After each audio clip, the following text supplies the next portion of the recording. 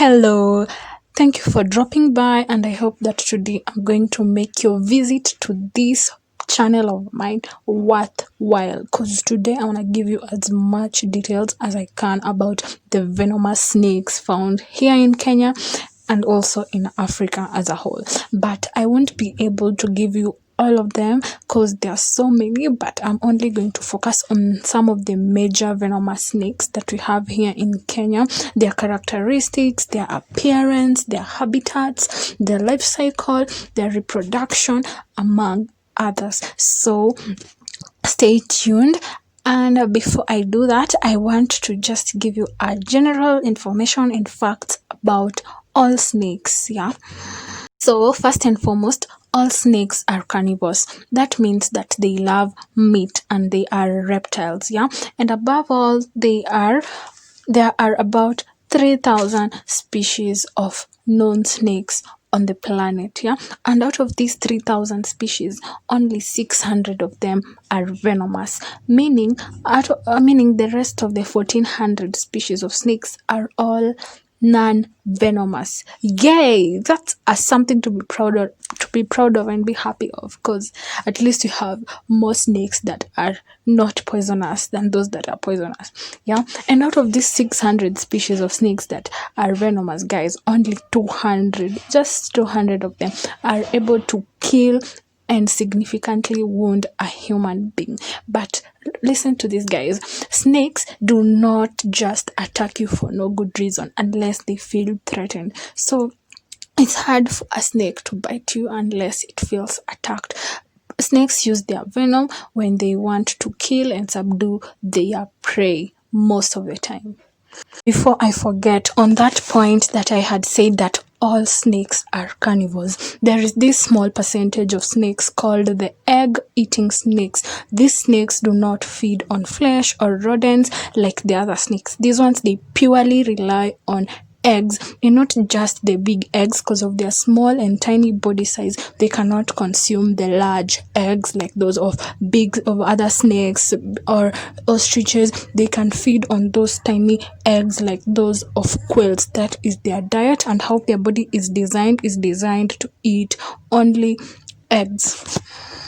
And out of all these 3,000 snake species that we have all over the world, Kenya only holds 126 snake species. Here in Kenya, the snake species that have been identified are only 126. And even most of us probably haven't even seen these snakes with our own eyes unless we go to these parks and zoos to see them there. Yeah.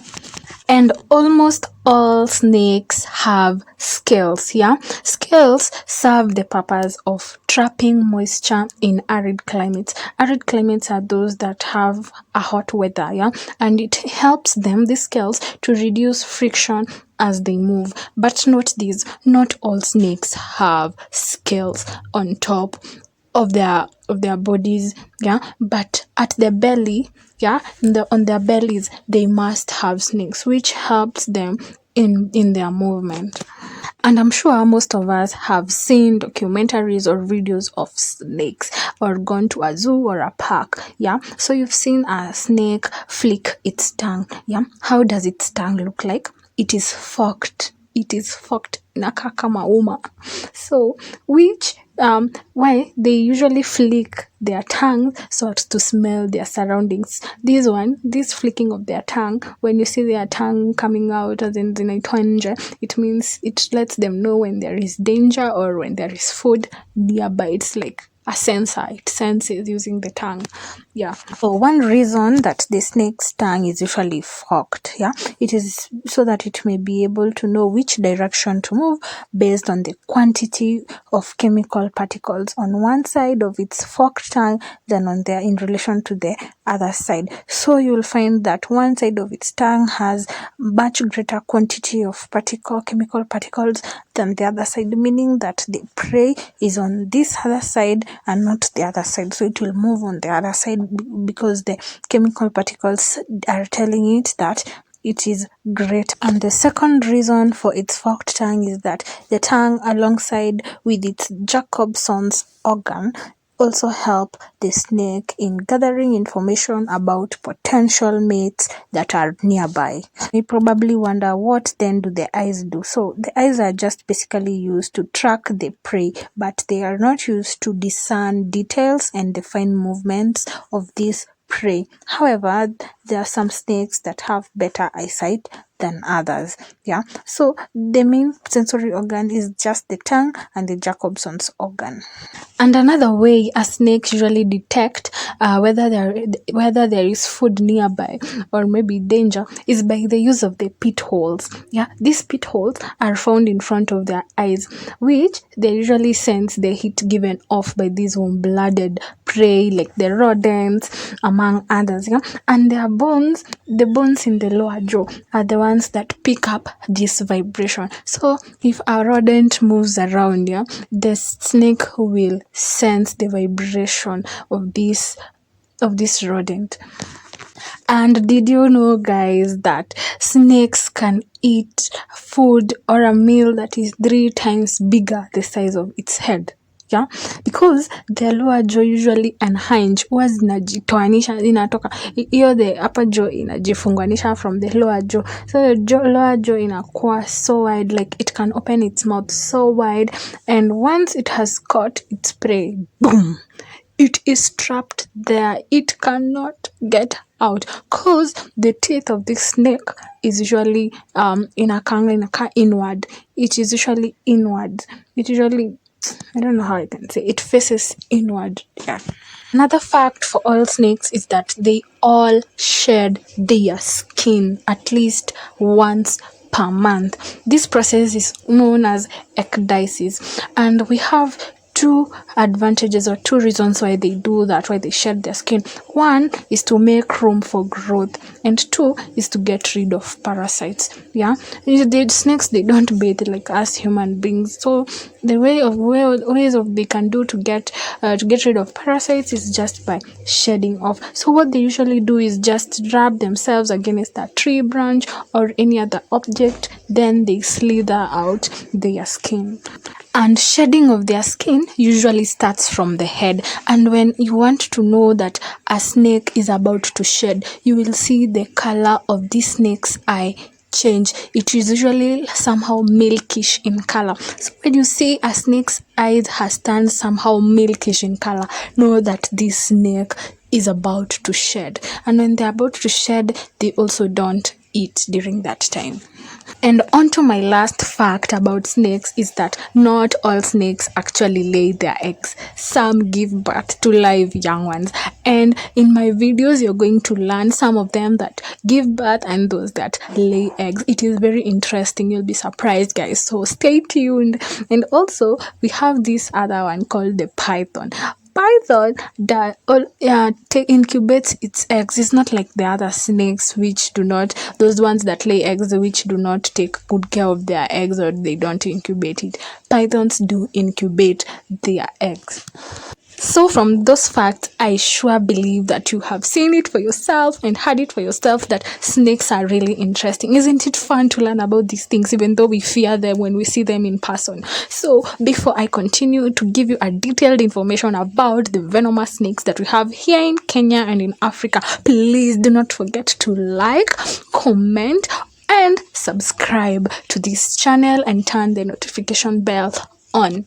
My name is Ruth, and the purpose of my channel, or the theme of my channel, is to basically give you advice and some tips, and also give you also knowledge about animals, especially the wild animals, and also about us human beings and what you should do, the things that you're doing wrong, among others. Just giving you knowledge and empowering you with information, because knowledge is power, guys. Knowledge is power.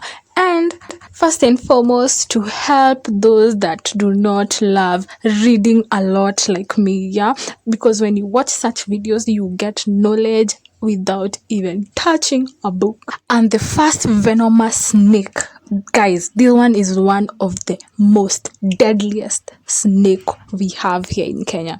It is called the black mamba. And why is it called the black mamba? It is because of the black coloring inside its mouth. It is not its body color. Its body color is not even far close from black.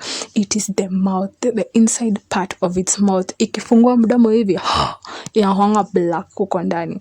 And they are very thin and extremely agile snakes. A fully grown adult can reach an average height of 2.5 meters and 4.5 meters to the maximum, yeah, ile mature kabisa.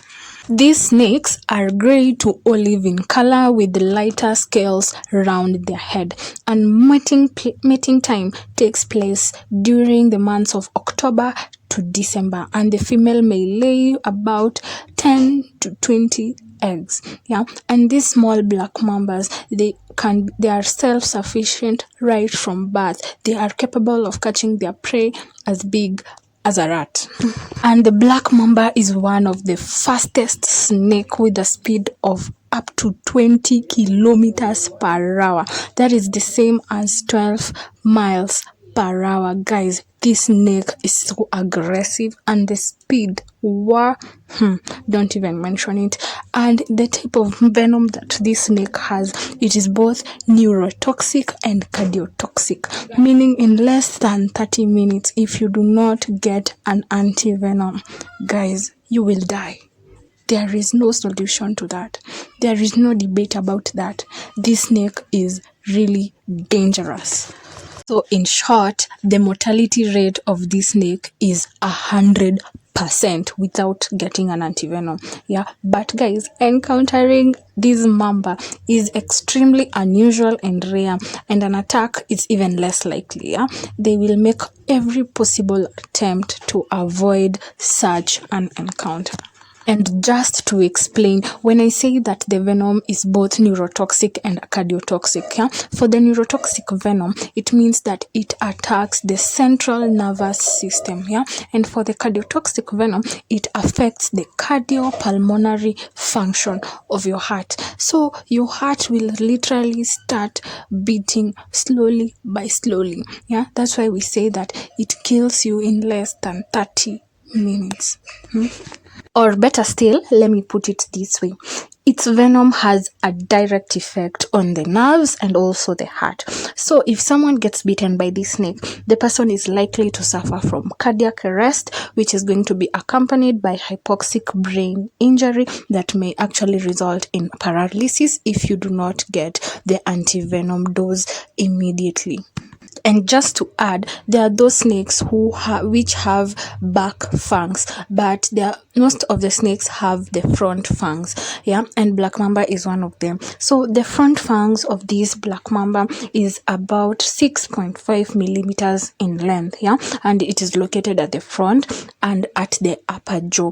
And a newborn black mamba has between 2 to 3 drops of venom per fang, yeah, whereas an adult one has between 12 to 20 drops of venom per fang, yeah, and it takes just 2 drops of the black mamba's venom to kill an adult human being. So don't think that you found a baby or you see a baby black mamba and you think that you are safe. It is capable of killing you with its venom.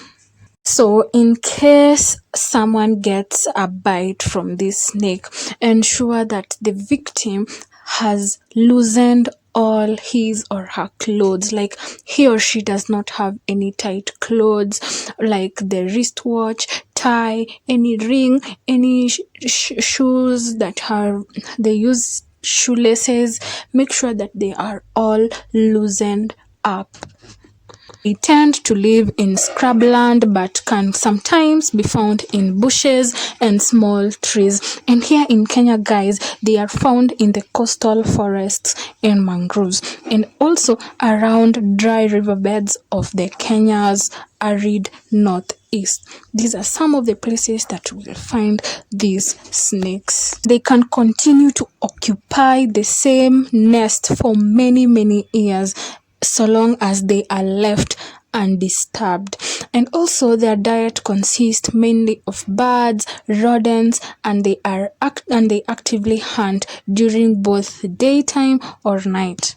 And lastly about them, it has been proven by scientists that these snakes have an even greater value to humankind. Yeah, they say that their venom could be a very vital ingredient in drugs used to generate damaged nerves in amputated limbs. These are limbs that have been cut, either a hand or a leg. So thank you guys for watching. I know that I may not have exhausted practically everything, but at least you have learned a thing or two about snakes and about the black mambas. Yeah, so because the video is becoming too long, I am going to have a part 2 where I'm going to continue with the other venomous snake that are found here in Kenya and Africa.